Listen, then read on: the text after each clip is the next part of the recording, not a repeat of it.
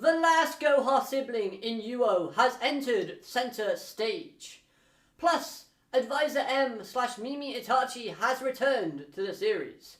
So much more happens. The vibe, the atmosphere, everything within the episode was perfect, different, and amazing. So, hello everyone and welcome to Dueling with Downton. And today let's talk all things episode 58 of the Yu-Gi-Oh! 7's anime series. Overall, this episode in my opinion was amazing. It brought a slight creepy factor and vibe to the show. Yuuou's personality was displayed magnificently. Plus, the new summoning mechanic in 7's has been revealed. It's of course fusions. So I think where better to start than my thoughts on this fusion summoning. Honestly, I was one of those people thinking that the older mechanics would not return within the rush dueling format. But after seeing this episode, my opinion has slightly changed, but I can safely say that this fusion summoning in rush duels is different from the master duel fusions that we've known from previous shows. And here's why. Starting off, polymerization was not used. Instead, Yuuou used a fusion spell card that required him to send the needed materials from his field to the graveyard in order to bring out that fusion summoning monster. That's one. Gakuto even stated or said fusions. You mean like polymerization? Now this means that our original cast know about the original fusion summoning mechanic within Goha duels, which is their version of master duels really. Which begs the question as well, why didn't Yuuga add in fusion summoning before when installing rush duels? Maybe he just didn't want to, or maybe he tried but it was beyond his intellect to do so. After all, we know an extra deck was implemented into the rush dueling format, so Yuuga may have tried but failed. This does lead me into my second point though. Within the other 6 anime shows before 7's, fusion summoning was always referred to as Yuushio Shogun. Whereas now within rush duels, it's called Fusion Shogun. So although it's slightly similar in terms of what the cards are actually doing in terms of the mechanic, it's not quite the same thing. Now personally, I'm okay with fusions coming into rush duels as long as it's only them. Maybe rituals at a push, but rush dueling format was designed for fans to play the card game, again, easily at an entry level, whether you're an old fan or a new fan. Master duels got too complicated and silly in my personal opinion. Konami kind of saw this and that's why they created rush duels. So that there could be a chance for newer fans, for fans that want to play the card game because they've watched the anime, but are a bit too intimidated by all of the summoning mechanics that the Master Duel format brings. So then, this makes me believe personally that they would not add in all the other summoning mechanics so quickly. Like they might arrive later on down the road when we're on Yu-Gi-Oh! 9, but at the same time, it's not coming within 7's. And this is the reason as to why I say it. It's going to nullify what rush duels stand for. Something which is simple and easy to learn and understand and pick up, but also fun at the same time. Plus, if they were bringing in something like XYZs in the future, surely they would have held off on using uniform number 39 Run. Because that is a clear reference to Utopia, who is an XYZ monster.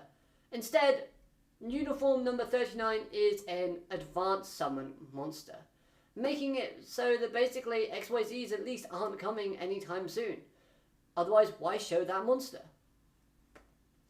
Now lastly on fusions, Amaterasu. Yuuou's ace monster looks amazing. I love this monster's design. Its creepy vibes that it brought with it, its design, its sound effects that it makes. Oh, that sends chills down my spine. The facial expressions, the dead look on its face. Oh, I want this monster badly. But its skill as well. It has 2 skills and both of them are pretty powerful. But also kind of useless if you're playing against the wrong opponent. So I do kind of like that it keeps it balanced in that respect. On that note though, I did not realise that Yuuga's maximum monster was a warrior type monster. I never would have thought that. I would have thought like a rock or something similar to that really. But nevertheless though, my gosh, That destruction animation on Volcanolin was pure master class. The look of terror and pain on the Maximum's face, mwah, that was gorgeous. So now enough about fusions and let's talk about its user, Yuuou. This character was very different from what I originally thought he would be. He's creepy, calculative, very confident and kind of a show-off at the same time. Not gonna lie, I quite like the flamboyant kind of presentation of his character. It was quite dramatic, but at the same time, quite entrancing as well. To me, this character kind of felt like a fusion of Yuuga and Vector. Or actually, maybe Quattro. Quattro from Zexal, I think, is more suitable here. But imagine if Yuuou and Quattro met in person. Just both of them geeking out over puppets and strings. Crossover soon? Make it happen, please. But this character's dialogue was actually on point throughout as well, and helped add to the creepy factor, saying Yuuga looks like a cute doll when screaming and rivaling in pain. The cards that this character used were like a circus vibe and theme to them, which went with the aesthetic and the background that was shown. The tension between Yuuou and Yuuga continues to rise, and nearly has reached boiling point. Will we see that soon? Possibly. But it does also confirm that Yuuou wanted to be the only sibling that survived, as he believes himself that he himself only retains the right to be president of Goha. This again builds on his character and gives him some more characterization and substance, so I like that as well. Now in terms of being a villain, Yuuou has increased his stock massively. Beating a Maximum was, in my opinion, the right decision from a writing standpoint, as it gets over how strong this new fusion mechanic is. But I do want to see what Yuuou can bring in round 2, as his Ace Monster's effect is very specific in terms of being in a situation. Had Yuuga not used a warrior type monster, or had any traps or spell cards on his field, then Yuuou's Ace Monster is vanilla. That's it, at the end of the day. It's a very powerful card if used in the right circumstances, but used in the wrong one, it's pretty useless. But do you know what? I actually think, personally, we've not seen that trump card from Yuuou just yet. After all, the main star of any show always hides and waits for the final act, before making a grand appearance. And, of course, we know Yuuou could possibly be hiding a few more tricks up his sleeve that kind of make him out to be a bit more calculative and a better villain moving forward. So I still hold hope that maybe that card that we've been seeing him sort of looking at in that test tube may have not been used yet, although I could be wrong. And lastly, the body language from Yuuou's character. The stuff that was displayed was pure gold. Even when dueling, his acting skills in being attached to strings when not actually, slightly lifting up his card like a puppet would do when it's moving. Things like that, little small actions and details go a long way in making me enjoy the episode so much more. Now then, as for Yuuga, I do not think Yuuga losing this duel means he's a bad character or a bad duelist. Losing here, he still looked strong and smart throughout the entire episode. So he is definitely going to bounce back and be ready for round 2. It might take him a few episodes to kind of collect himself and refine the pieces that he needs, but at the same time, I still stand by the statement that Yuuga is the 3rd or 2nd best duelist within 7s. But, on a different note, seeing Rush Robot forcing his arm back on so that our main protagonist Yuuga can have a small sliver of hope, meaning that his Maximum does not disappear.